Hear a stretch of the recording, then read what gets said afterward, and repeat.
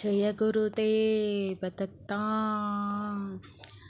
ఇప్పుడు మన దత్తాత్రేయ వృక్షాల గురించి తెలుసుకుందాము. ఈరోజు దత్తాస్వామిని అనగానే మనకి ఫస్ట్ గుర్తుకొచ్చేది ఔదంబర వృక్షం, తర్వాత రావి చెట్టు, తర్వాత ఫస్ట్ ఔదంబర వృక్షం గురించి తెలుసుకుందాము. ప్రతి మూల ఔదంబర వృక్షం మూలలో దత్తాస్వామి ఉంటారు, కొలువై ఉంటారు.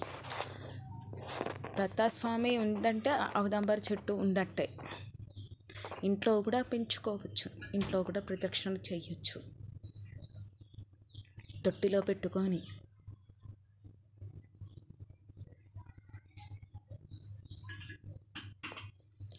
రావి చెట్టు గురించి తెలుసుకుందాము. రావి చెట్టు మొదలులో బ్రహ్మ, మధ్యలో విష్ణువు, పైన శివుడు ఉంటారు. రావి చెట్టు చుట్టూ ప్రదక్షిణలు చేయొచ్చు, కానీ ఇంట్లో ఉండకూడదు అంటారు. ప్రతి గుడిలో రావి చెట్టు ఉంటుంది.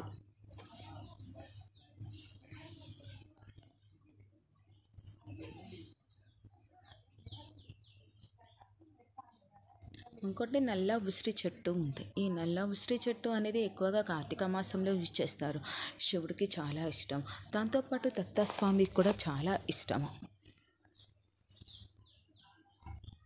ఇంకోటి పనస చెట్టు. పనస చెట్టు అంటే అనగాలక్ష్మి ఇంట్లో ఉందంటే అది అనగాలక్ష్మి వ్రతంతో చేసినంత ఫలితం ఉంటుంది.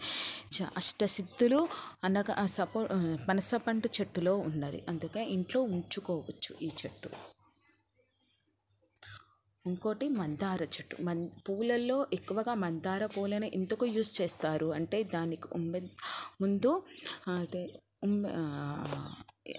దీంట్లో పువ్వు చూపిస్తున్నాను కదా, ఆ విధంగా ఉంటే స్వామికి చాలా ఇష్టమని అంటారు. అందుకనే ప్రతి ఇంట్లో మందార చెట్టు ఉండాలి. పూర్వకాలం ప్రతి ఇంట్లో ఉండేది, ఇంట్లో కూడా పెట్టుకోవచ్చు ఆ చెట్టు. జై శ్రీ గురుదేవ దత్త.